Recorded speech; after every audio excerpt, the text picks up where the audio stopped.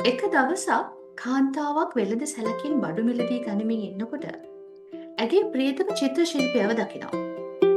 ඔහු වෙත ගිහින් නෑ කියනවා මම ඔබේ රසිකාවයක්.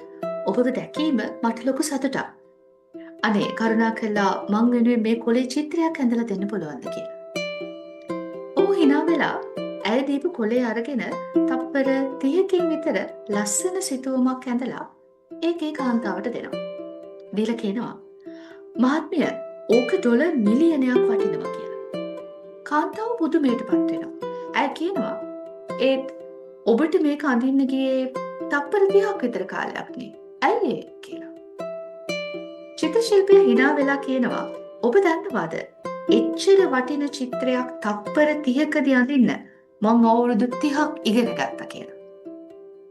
ඒ චිත්‍ර ශිල්පියා කවුද දන්නවද? ඒ පැබ්ලෝ පිකාසෝ. ඔහු ලෝකයේම පිළිගත්ත විශිෂ්ට චිත්‍ර ශිල්පියෙක්.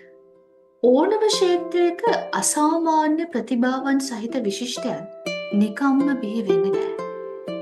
ඔවුන් විශිෂ්ටත්වයට පත් වෙන්නේ අසාමාන්‍ය කැපවීමක් තුළින්.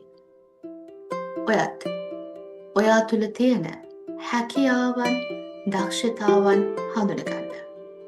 ඒ දක්ෂතාවන් කැපවීමෙන් වර්ධනය කරගන්න.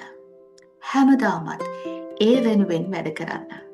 දවසක ඔයාට ඔයාගේ ක්ෂේත්‍රයේ විශිෂ්ටයෙක් වෙන්න පුළුවන්.